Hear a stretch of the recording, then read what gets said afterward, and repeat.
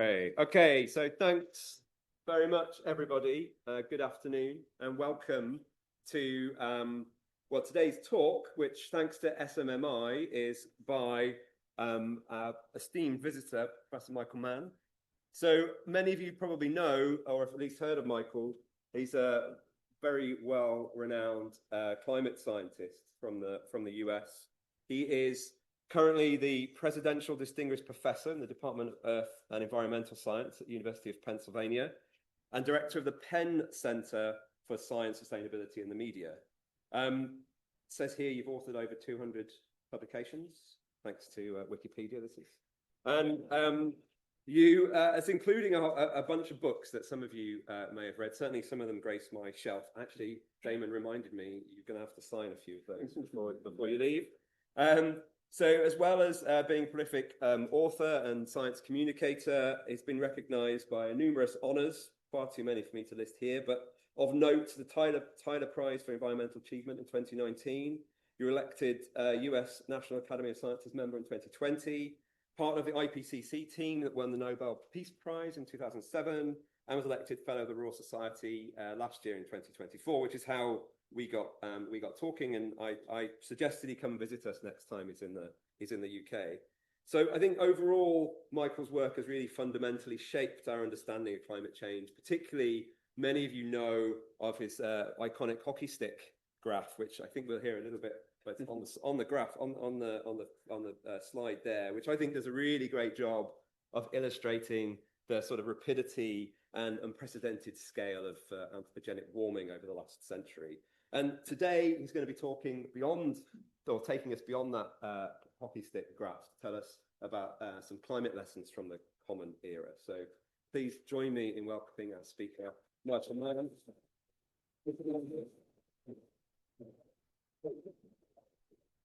Going to media. Is that good?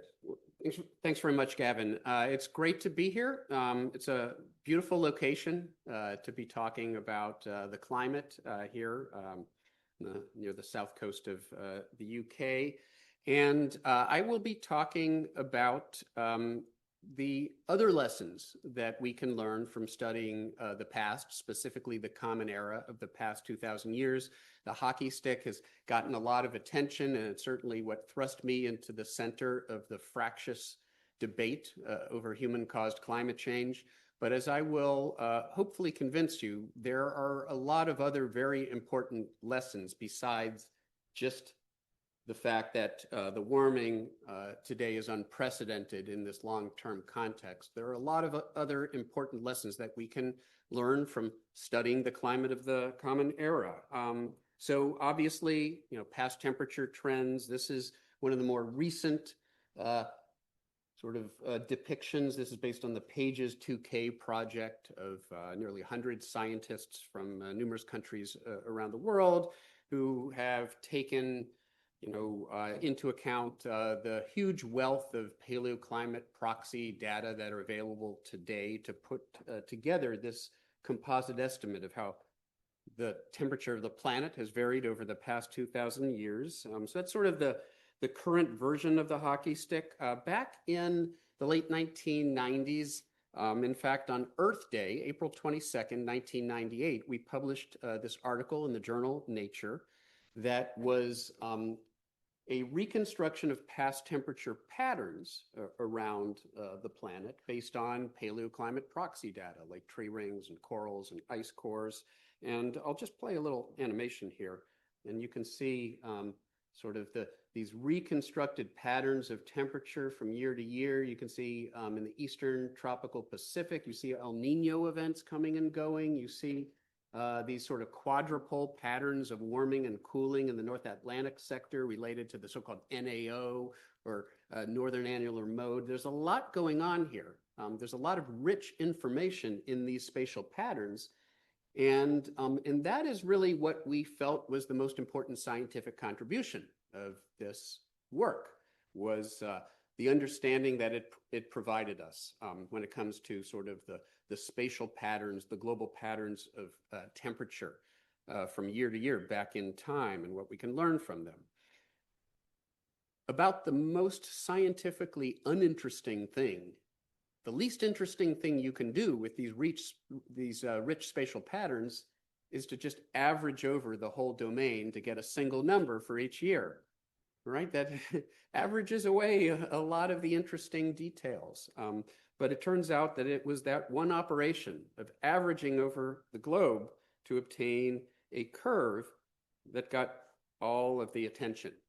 This is a subsequent publication that came out a year later in the Geophysical Research Letters, where we extended the record back 1,000 years. And if you look at the average temperature of the Northern Hemisphere, despite the large uncertainties as depicted by the gray shaded region, the blue curve is the reconstructed annual average temperature of the Northern Hemisphere for each year.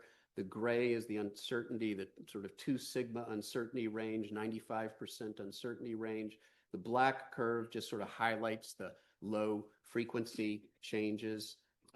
That's what came to be known as the hockey stick, and it was featured in the Summary for Policymakers of the 2001 IPCC report, and it became this sort of symbol, this iconic graph at a time in the late 1990s when the evidence for human-caused warming was becoming more and more compelling. And here was a simple picture. You didn't need to understand the complex workings of a global climate model or sort of the technical details of climate change to understand what this picture was telling us. There's clearly something unprecedented taking place today in our climate, and it probably has something to do with us. It's probably not a coincidence that it coincides with the Industrial Revolution and fossil fuel burning and the rise in CO2 concentrations in the atmosphere. And so it did, as I said before, become this sort of iconic symbol, this climate science's icon, as the New Scientist described it some years ago. It was in 2018. It was on the 20th anniversary of the hockey stick. I wrote a book about my experiences in the center of the climate debate as the hockey stick came under attack by climate contrarians, climate change deniers, advocates for the fossil fuel industry, the various front groups and politicians who advocate for them. All of their attention was focused on discrediting this iconic symbol of human-caused climate change. And I found myself as a young postdoctoral researcher at the center of this fractious debate that I didn't choose to, I didn't choose to be in, but that is where I found myself. As I like to tell people, I didn't come to politics. Politics came to me.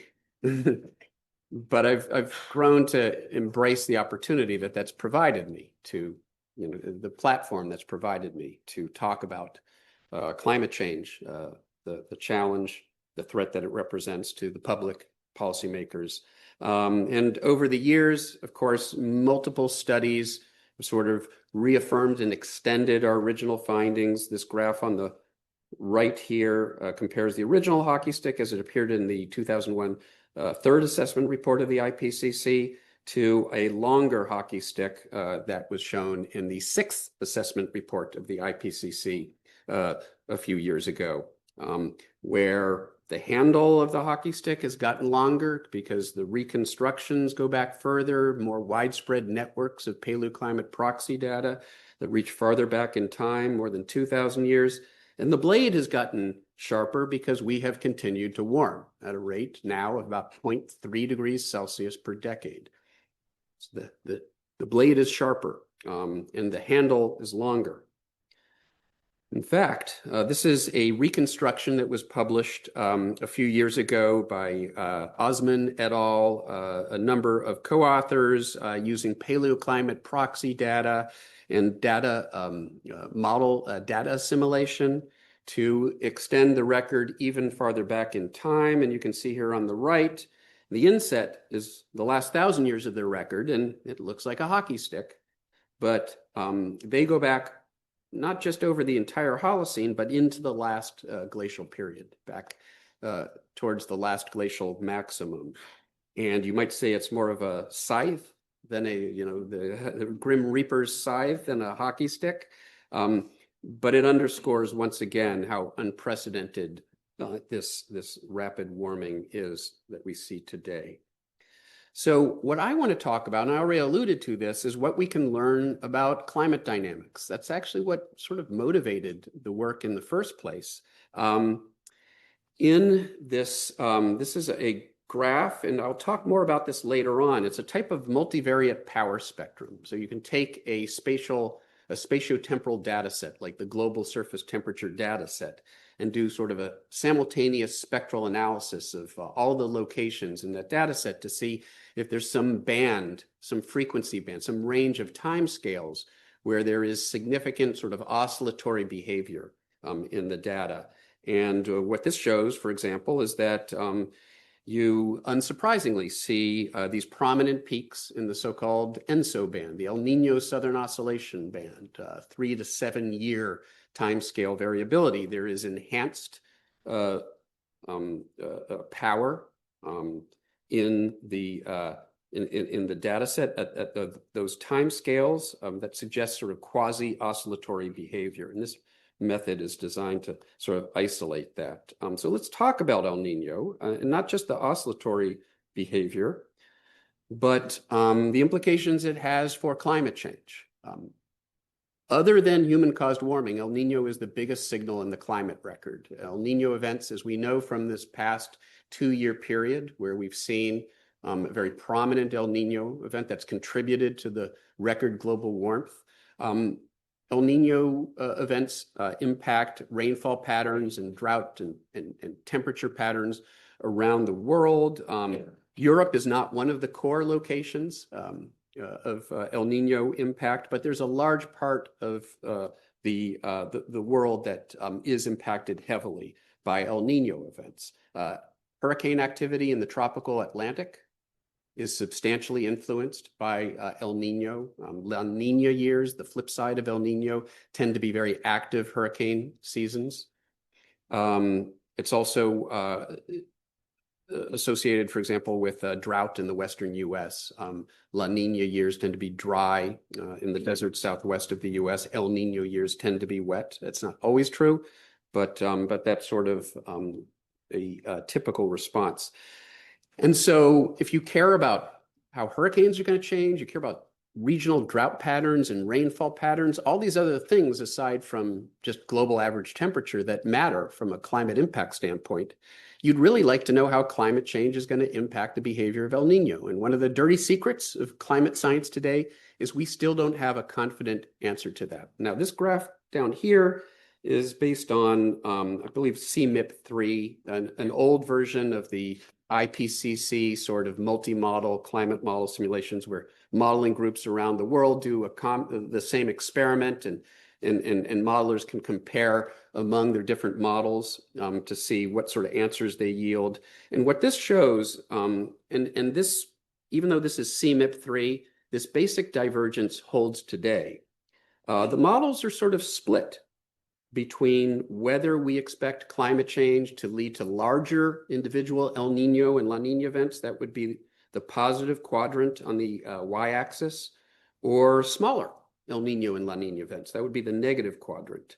And what's also interesting is the models are at least partly split with respect to whether the planet on the whole looks more El Nino-like, that would be the right side, or more La Nina-like, the mean state of the climate. Does it look more like El Nino in the future? That's the right side, or La Nina, the left side. And you would look at that and say most of the models agree it's going to be more El Nino-like. A small number of models say the future will be more La Nina-like. Colder tropical sea surface temperatures in the eastern tropical Pacific relative to the rest of the global oceans. You might suspect that minority of 3 models, you say, well, you know, they're the minority of models. If this were democratic, you would go with the El Nino trending models. You would say more El Nino-like world, but science isn't always democratic. And it turns out that these 3 models in this case that diverge from the pack are every bit as credible in terms of their representation of the underlying atmospheric and oceanic physics that makes up El Nino. They're every bit as credible as the others. And today, this divergence remains. the models, state-of-the-art models today are still somewhat split with respect to what happens to El Nino. And part of that has to do with, it depends on things as technical as how well do you do with low level stratocumulus clouds, representing the radiative influence of those over the tropical Pacific. How well do you reproduce the split intertropical convergence zone in the Pacific? The models don't do a good job with that. And so if the models aren't doing a good job with certain attributes of the mean state of the tropical Pacific climate, you might suspect that they might not be getting this more subtle question, what happens to El Nino, right? So that's sort of where we are. There's a huge uncertainty. Years ago, we tried to address this by looking at the paleoclimate record of the Common Era, the past, several centuries, where we have coral reconstructions that tell us about how El Nino varied in the past. And we have dust core records from dust veil records from ice cores in both hemispheres, the sort of North Pole, South Pole, that give us a history of explosive volcanism back in time. And so we decided to look to see if there is any consistent response of El Nino to explosive tropical volcanic eruptions. This was something that had been speculated many years ago by Paul Handler, who was an atmospheric physicist at the University of Illinois. It was very controversial. He had claimed that tropical volcanic eruptions cause El Ninos. And that is probably an overstatement, but it turns out our analysis suggests that it does roughly double the likelihood of an El Nino event. That is what we found in this statistical analysis of the paleoclimate proxy data. And subsequently, I worked with Mark Kane and Steve Zebiak, Amy Clement, to use the Kane-Zebiak model of El Nino. And we subjected it to basically this experiment. We drove the Kane-Zebiak model, which is this intermediate complexity model that does a very good job of predicting El Ninos.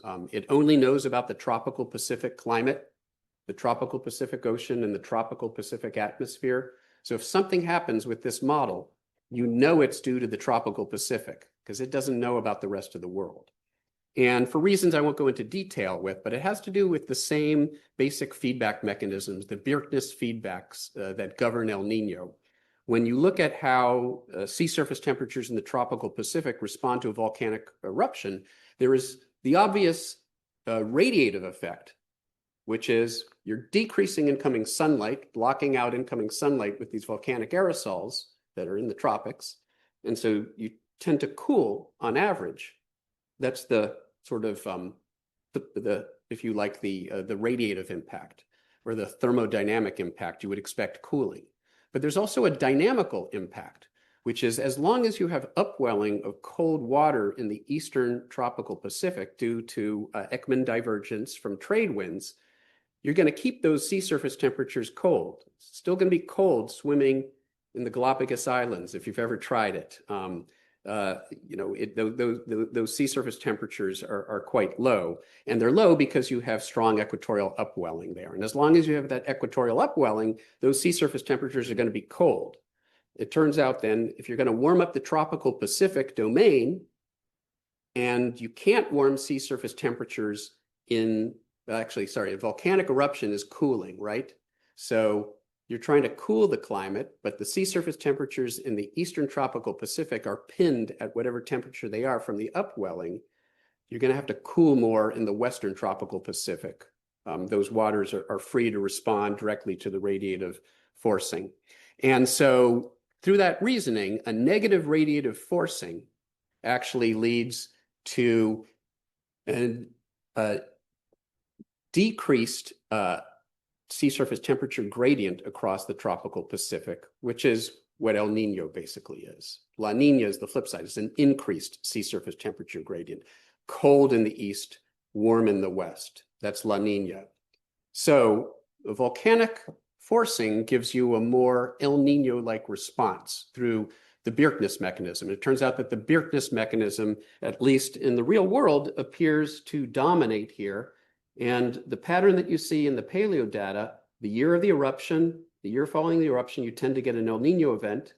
And because of the sort of oscillatory nature of El Nino, the delayed oscillator mechanism that governs El Nino, it sort of bounces back into the opposite state, right? So we see El Nino in the year following the eruption, rebounding within a few years into a La Nina. And the same thing using different sets of eruptions, different reconstructions of El Nino. That appears to be a pretty robust pattern. And that's what the Kane-Ziviak model reproduces. In the year of the eruption, you have a tendency for an El Nino-like state, then sort of rebounding past the neutral state into La Nina territory a few years after the eruption. That's what the Kane-Ziviak model experiments suggested. That's what we see in the paleo data. Why is this important? Well, you flip it on its head. If the volcanic forcing is a negative radiative forcing that gives an El Nino-like response, well, then let's just flip that on its head. Global warming, which is a positive long wave radiative forcing through the same mechanism, should give you a La Nina-like response. Global warming should lead to a more La Nina-like state.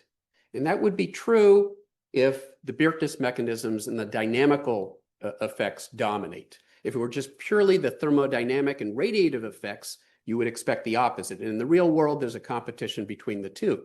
But the paleo data seem to suggest that the Birkness feedbacks win out. And if that applies to the response of El Nino to the long wave radiative forcing associated with increasing greenhouse gases, we would expect a more La Nina-like world. That doesn't mean necessarily colder temperatures in the eastern tropical Pacific, but it means more warming in the west, less warming in the east, so that the gradient, the anomaly, if you will, is in the sense of La Nina. Why is that important? If that's true, and the models aren't getting that right, that means the impact on tropical Atlantic hurricanes will be worse, because La Nina years tend to be very active Atlantic hurricane seasons. They tend to be very dry years in the desert Southwest. Those impacts will actually be worse than the climate models predict if the climate models aren't getting this right. So it's important, it matters. We showed that actually the model simulations are consistent with evidence that we see from coral isotope records from Palmyra in the tropical Pacific that indicate sort of a La Nina-like state during this sort of time period, this medieval time period where the corals are available, and a more La Nina, more El Nino-like state during what we might think of as the heart of the Little Ice Age. So here's positive radiative forcing overall, relatively few cooling eruptions, more La Nina-like state. Little Ice Age, negative radiative forcing, lots of big eruptions, perhaps a dip in solar radiative forcing, giving us a more El Nino-like state. That's what we see with the corals as well. Seems to be present in the real world. So let's fast forward 20 years from the hockey stick, 1988, 1999. Now we're going to go to 2009, where my co-authors and I published a new set of reconstructions of global temperatures going back more than 1,000 years using a much more widespread set of paleoclimate proxy data than we had at the time, using more sophisticated climate field reconstruction methods that have been validated through various types of experiments. And on the right, that's what we see on the top. That's sort of the medieval climate anomaly, the medieval era, 950 to 1250, relative to the late 20th century base state. So our base state, our zero, is sort of the late 20th century. And if it's warm, that means it's warmer than the late 20th century average. If the colors are cold, it means it's colder than the late 20th century average. The medieval sort of climate anomaly on the top, the Little Ice Age, 1400 to 1700 on the bottom. The first thing that jumps out at you is, yes, the Little Ice Age, if we're going to describe it in a global sense in this way, is colder overall than the medieval climate period. We might expect that. The hockey stick certainly indicates that. Other reconstructions indicate that. But there's a lot of interesting regional variation here. And the easiest way to look at it is to subtract the two patterns, because I don't want the base period to come into it. I want to get rid of the base period and how that influences the anomaly pattern. So I'm just going to take the medieval climate anomaly and subtract off the Little Ice Age. And that's asking, how did temperatures compare between the medieval era, which was warm globally, and the Little Ice Age, which was cold globally. And that's what we see here on the left. It was warm globally, for sure. Medieval warm period was warmer than the Little Ice Age, not as warm as today, but with some notable anomalies. Look how warm North America and Europe are compared to other regions. And look at the Eastern Tropical Pacific. That looks very La Nina-like. Cold in the Eastern Tropical Pacific. In the medieval warm period, was cold in the tropical Pacific. It was La Nina-like.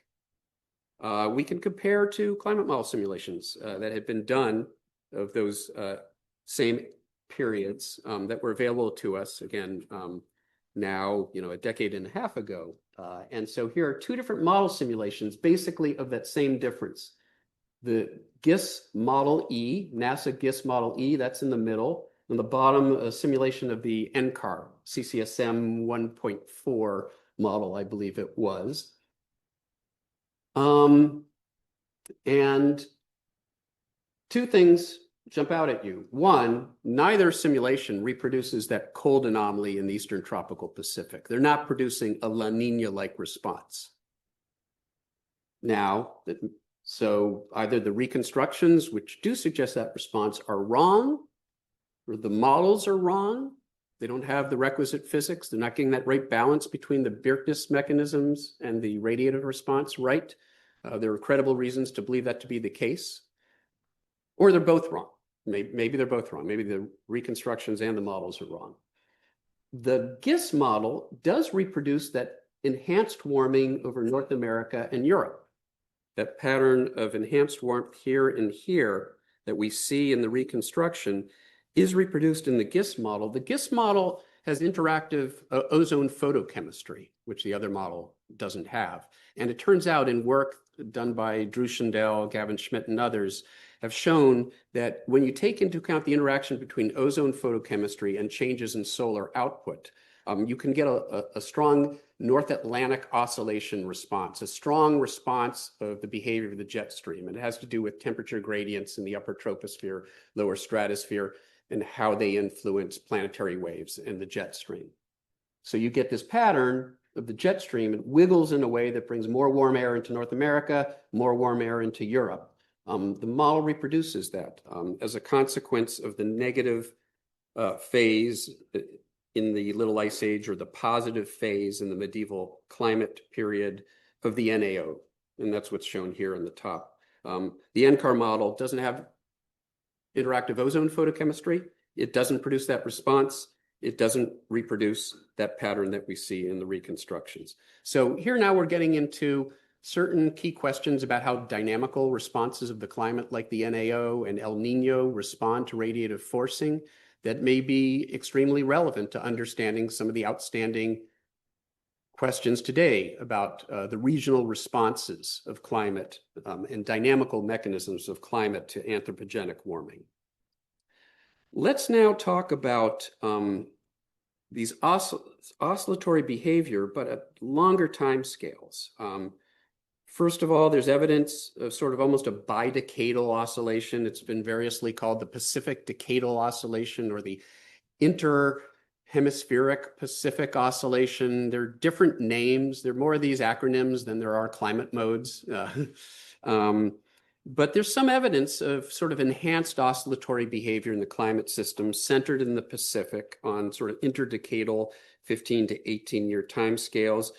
This is where I'll just say a little bit about this method. It's a method that I developed early on in my PhD research called MTM-SVD. It's just a fancy way of taking basically a spectrum of a spatiotemporal data set and looking to see if there is enhanced variability relative to the null hypothesis of red noise or colored noise. Is there more variability at a particular time scale than we would expect from climate noise? And one of the nice things about this method is that it can identify oscillatory behavior that might cancel in a global average.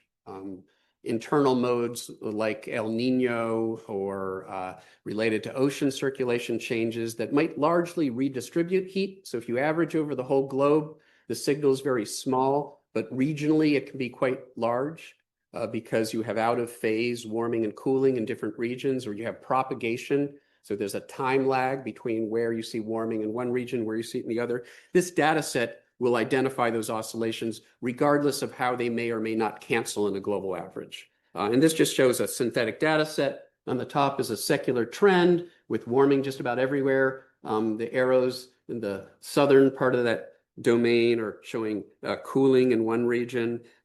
These are just synthetic signals that I created to test the method and to show how it works. Here's an interdecadal oscillation. If you look at the spatial pattern, it's constructed to disappear in a global average. The positive arrows exactly cancel out the negative arrows, and the whole pattern disappears. If you average temperature over the planet, you won't see any signal, but the signal is large regionally. It's just out of phase in different regions, 90 degrees out of phase in the mid latitudes, 180 degrees in the polar region. And then here's sort of an El Nino signal with a phase pattern that sort of suggests propagation over time. And so there are going to be lag lead relationships. And here's how the method does. There's noise in the system, so it's never going to reconstruct things perfectly, but it does darn well. And we've shown that it's actually extremely competitive against any other method for detecting these sorts of oscillations. In fact, it's been widely used now in a variety of fields, including network design, wireless communication. All right. So let's look at that interdecadal pattern using the MTM-SVD. This shows on the left-hand side the reconstruction of that signal in temperature and sea level pressure. I won't go through all the details. On the left-hand side was a reconstruction of the pattern of a very similar signal identified by Tim Barnett and Latif and Barnett back in the late 1990s. And they show that this arises from sort of coupled ocean atmosphere mechanisms in the extratropical Pacific, perhaps with El Nino and sort of decadal timescale responses to El Nino playing into it as well. It's been talked about as as one important sort of mode of interdecadal variability in the climate system. But what I really want to focus on, and this is before the hockey stick, if you really want to know how the hockey stick came to be, it was because of this problem. Interest in the possibility of very low frequency oscillations in the climate system that statistically can't be separated from a secular trend with a data set that's only about a century long. So if you have like a 60 to 70 year oscillation, and you have 100 years of data, statistically, you can't separate the oscillation from some secular variation in the data, from some trend. Well, you can get around that if you get longer data. So what led me and my colleagues to investigate paleoclimate proxy records like tree rings and corals and ice cores, et cetera, is that they went several centuries back in time. And we could analyze, using this same method, we could analyze these proxy data to see if there is consistent evidence of sort of multi-decadal oscillatory behavior in the climate system. And in an article that we published in Nature when I was still a graduate student back in 1995, we showed that, in fact, there was evidence across a range of different proxy data sets over different time periods for enhanced variability in this sort of multi-decadal range between 50 to 100 years. I collaborated with my friend and colleague Tom Delworth at the NOAA Geophysical Fluid Dynamics Laboratory, which sadly no longer essentially exists because of the policies of the current administration. They've been doing fundamental climate research for more than half a century, and now they are being dismantled because of the politics of the current administration. Tom is a researcher at GFDL. I believe he's now retired, actually. And he and I analyzed a very long control simulation of the GFDL coupled model and showed that that model, and that's about as sharp a peak, spectral peak, as you're ever going to want to find. It's a very sharp spectral peak. This model produces 50 to 70 year oscillations that it turns out are related to coupled ocean atmosphere dynamics in the North Atlantic. I won't go through all the technical details, but it has to do with the interaction between a baroclinic gyre that gets spun up and spun down in response to salinity anomalies and temperature anomalies, and that interacts with heat transport. And so you have an interaction with the overall overturning circulation, with the gyroscale circulation, and surface temperatures. And there's sort of a delayed oscillator mechanism at work because of the delays in the spin-up process of the gyre in response to the changing baroclinic structure. Not unlike the delayed oscillator mechanism that gives rise to El Nino, but now we're looking at coupled extratropical dynamics in the North Atlantic, where the time scales of the oceanic processes are substantially longer than the wave time scales that make up El Nino. So rather than having an interannual oscillation, you have an interdecadal or multidecadal oscillation, as I termed it in an interview with Dick Kerr of Science, in an article that he wrote in 2000 about this emerging evidence for an Atlantic multidecadal oscillation. And I have to confess that times I feel a bit like Dr. Frankenstein, who created a monster. In fact, Mary Shelley, by the way, wrote that novel during the very gloomy summer of 1816, thanks to the very cold, clammy conditions resulting from the Pinatubo, from it was the Tambora eruption of 1815. So there's a connection between Mary Shelley, Frankenstein, and volcanic forcing. It's true. I'm not making this up. But I felt like Dr. Frankenstein because I created this Atlantic multidecadal oscillation, which suddenly we were finding was being used to explain everything, all trends in the climate system. Climate contrarians insisting that the increase in Atlantic hurricane activity was caused merely by a positive upturn in this Atlantic multidecadal oscillation. And I realized that it sort of created a monster here. I continued to be very interested in whether the evidence really supported the existence of this signal. And I think that's how science works.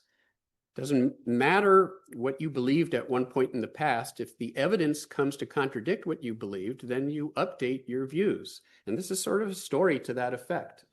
Carrie Emanuel and I decided to sort of revisit this question. And what we basically showed, and I won't go through the details, was that what looks like an oscillation in tropical North Atlantic sea surface temperatures is really due to the fact that the warming is not a simple monotonic linear ramp.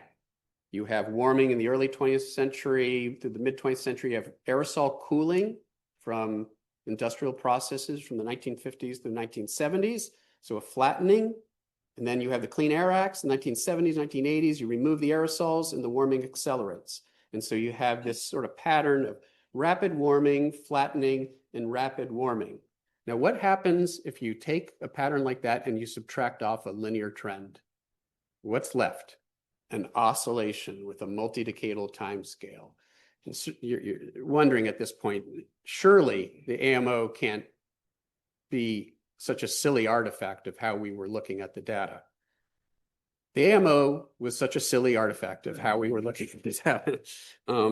And so Carrie and I showed that by showing that if you remove an estimate of the forced signal and you look at the residual that way, rather than just subtracting off a linear trend, as most people were doing to define what they considered to be the AMO signal, there was no longer a multidecadal spectral peak in tropical sea surface temperatures in the Atlantic or in Atlantic hurricane activity. In later work, we showed that, in fact, you get this artifact. If you do what I described, you subtract off a linear trend from something that is not linear in temperature increase over time. But we took it further. We decided to look at, now we had available to us sort of the CMIP-5 simulations. So this very rich data set of control simulations of coupled models. And we can look across all of the climate models in the CMIP-5 archive, the control simulations of 50 plus models. and see, you know, what's going on in the multi-decadal range using the same MTM-SVD method that we had used. In this figure here, the inset at the top focuses in on sort of 10 to 50-year timescales. The full spectrum here is on the bottom. The blue are the observations. What do you see? Big El Nino signal. That's that interannual peak here, significant at the 99+% level. And hey, sort of a 40-ish, 50-ish timescale peak, like an AMO type peak. All right. Here we see it now, just zoomed in.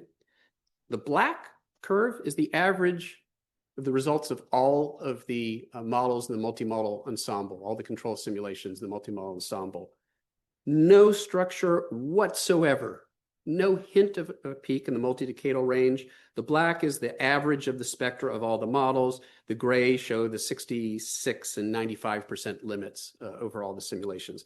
No evidence of, the models do show evidence of a El Nino related peak on interannual timescales. They show no evidence of a multi-decadal oscillation.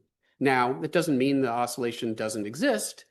It just means that nothing like this is produced across the control simulations of the multi-model ensembles. And that remains true with the more recent multi-model ensembles. You know, a few models you can see, right?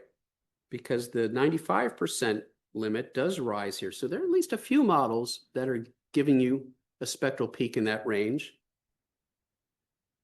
But you don't see it in the composite. You don't see it in the vast majority of models. Some small number of models that do still produce something like that. Can't rule it out completely, but there's certainly no compelling evidence based on state-of-the-art simulations for the existence of an AMO. Now, there's a conundrum here because we see something like that in the observations. There's that blue peak there, as I said. So let's now analyze the CMIP-5 historical simulations. Okay, these are now simulations, not control with no forcing. These are historical simulations with increases in anthropogenic greenhouse gases. There's the sulfate aerosol forcing, there are volcanoes, solar radiance changes as estimated over the historical era. Those models, the black curve is the average over all the models. Now we get a nice multi-decadal peak that looks a lot like that, the observations there. It actually leaks into the secular, so it's like not clearly separated from the trend, but there's a peak there. So what's going on here? Well, what's going on here is what I said before. Here are two different models, okay? And here is the AMO signal detected in those two models. And remember, the AMO is supposed to be an internal oscillation, so it should have a random phase. It shouldn't have any particular synchronization to the real world and what happened at any particular time in the real world. It's just, this is just, you know, this is an internal signal. It should have a random phase. But look at that. The peaks and troughs are at the same place. Peaks here and here, trough here and here, peak here and here. Same thing. Sorry, this is the observations at the top. These are two different models in the middle and the bottom. And then here's if you just do that simple subtract off a linear trend and take what's left over, the residual. What's going on here, it's that sulfate aerosol cooling. So the warming isn't linear. Rapid warming, sulfate aerosol cooling gives you a flattening, and then rapid warming again in the 1970s. That's what's going on. This apparent AMO signal is an artifact of the non-monotonic nature of large-scale warming, particularly important over the North Atlantic sector. That's the conclusion of this work. But now, if you're a contrarian or you're just holding on to hope for the AMO, you might rightly say, all right, well, you're dismissing it as an artifact of anthropogenic. Oh, let's see, I'm supposed to be wrapping this up pretty soon. So what I will say, what about the fact that we see this in the pre-anthropogenic era in these proxy data that go back centuries? And what we showed in subsequent work was that here's the control simulations. Here are the last millennium simulations. So now these are forced, not historical, but over the last 1,000 years with estimated solar and volcanic radiative forcing. And look at the models. They produce a nice multi-decadal peak again. in the pre-anthropogenic era. So it can't be the sulfate aerosols anymore. And some of the signals produce a huge, some of the models produce a huge signal, but the composite produces a very statistically significant multi-decadal peak. And it turns out it's really boring. It comes from the volcanic forcing. And it's in the spectrum of the volcanic forcing. In fact, you can take an energy balance model that has no dynamics, drive it with volcanic and solar radiative forcing, analyze it, and it has a multi-decadal peak. Now, again, the MTM-SVD, what's nice about it is it can capture a signal that cancels in a global average. But it turns out you see this very clearly in the global average, and it's coming from the volcanic radiative forcing. That having been said, some models do something interesting here. Here's one of the models. We reconstruct that signal in the model. This is actually the CMIP5, the GISS E2R last millennium simulation. And if you look at how the signal advances over a half of a cycle, you do see some interesting behavior here in the North Atlantic.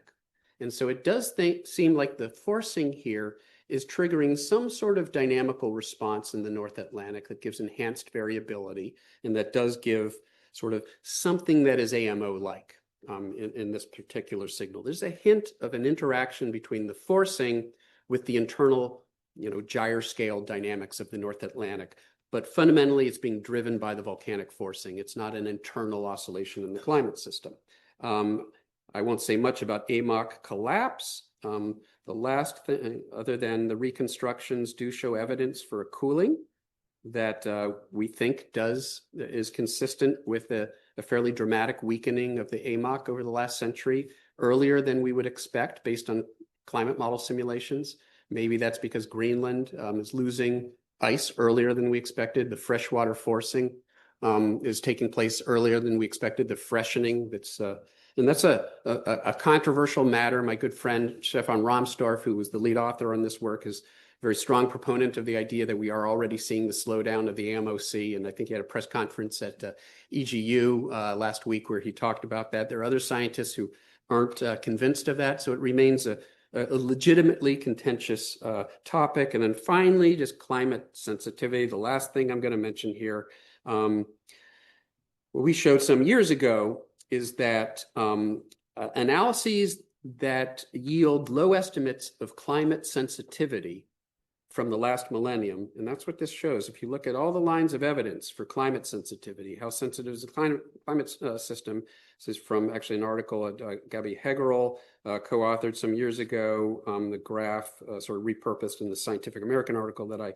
wrote. And you can see the one thing that really doesn't fit here, everything lines up with a climate sensitivity, an equilibrium climate sensitivity about 3 degrees Celsius, except for estimates of climate sensitivity based on reconstructions and model simulations of the last millennium. So what's going on here? Why do those simulations give a climate sensitivity that's almost a degree lower, 2 degrees Celsius? The climate sensitivity was 2 degrees Celsius for CO2 doubling. Climate change wouldn't be that big of a problem. Unfortunately, it's almost certainly not 2 degrees Celsius. It's probably somewhere just above 3 degrees Celsius based on all the evidence. So why is the last millennium analysis giving lower estimates of climate sensitivity? What we showed controversially to the tree ring community is that it was a weakness in the tree ring data that come from tree ring reconstructions of temperature tend to come from trees that are located along the tree line, the northern tree line or the boreal tree line, where they're most sensitive to temperature. So you go to the sort of edge of the you go to the sort of edge of their growing range to find the trees that are most sensitive to the variable of interest, in this case, temperature. The problem is that because they're right at the edge of the tree line, if you have a huge cooling, we show the trees will likely be dormant that year. They won't record anything. And by the way, if they don't record anything, then there's going to be a missing ring. What you thought was 1815 was really is showing up as what was really 1816 is showing up as 1815 because you're missing that year. And it's not going to be the same everywhere because of regional variation. It's a cold year overall. Some regions won't be nearly as cold as other regions because of all the climate dynamics that come with the response to these forcings.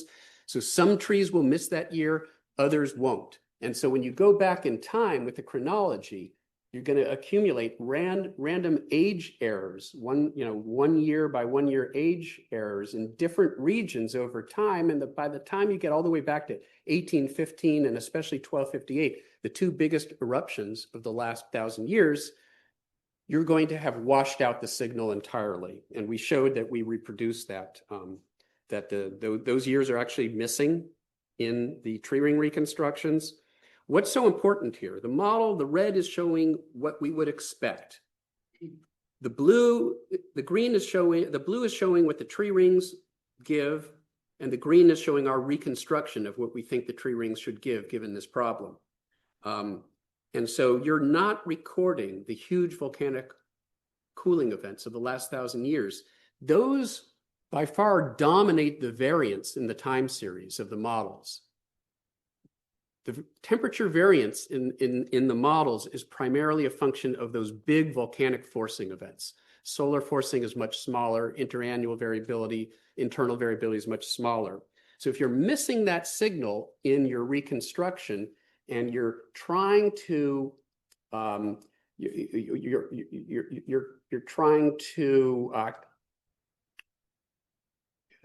accommodate what you see in the reconstructions with the model, you're going to be forced to lower the sensitivity of the model because of the reduced amplitude of the apparent signal. And so we show that that leads to a bias of as much as a degree. When the true climate sensitivity is 3 degrees, you're going to estimate a climate sensitivity of about 2 degrees. And then finally, in some work that we did with Gabi Hegerl, Andrew Scherer some years ago, we showed that indeed, if you take the various reconstructions, which on the whole, if the beta less than 1 means that the reconstructions are showing less variability than the models. And it would argue for a climate sensitivity less than the climate models. Then the climate models are averaging about a 3.2 degree climate sensitivity. The reconstructions all lie on balance below this beta of 1, meaning the observations seem to suggest that the climate sensitivity is lower than the CMIP5 average climate sensitivity of about 3.2 degrees Celsius. What happens if you mask out all of the large volcanic eruptions? So you compare the time series, but you just don't use the large volcanic eruptions to compare them because you believe that they may be underestimating them. Then look at what happens. Beta now scales up to being on average around 1. They agree with each other as long as you don't use the apparent response to volcanic forcing. So the punchline there is that we need to understand the limitations in both the models and the data, especially when we're trying to infer societally relevant quantities like the climate sensitivity. There were a lot of headlines that came out with Gabi's paper back in 2000 and the early 2000s that claimed that the climate sensitivity was lower than we thought based on those last millennium simulations. There were a lot of news articles that said, so maybe climate change is an overblown problem because the climate sensitivity isn't as large as we thought. I argue that, and I think Gabi has come around to this, that it was an artifact of problems in what the trees are telling us, particularly about these large volcanic cooling events. So you have to be really careful. Paleo data are essential. We need to understand the past to be able to predict the future, and paleoclimate data and models are absolutely essential to doing that because they allow us to test the models in, outside of sort of the range where they've been calibrated. But we have to be very careful in the conclusions that we draw, and I don't have time to finish this, so I will just say, the models, it turns out, are not underestimating the warming. They're not overestimating the warming. They're estimating, the models have predicted the warming almost perfectly. And despite efforts, to portray the models both as exaggerating the warming or underestimating the warming, actually, the models are doing a good job. The truth is bad enough. Truth is bad enough, and I will leave it with my conclusions. Thank you very much. Thank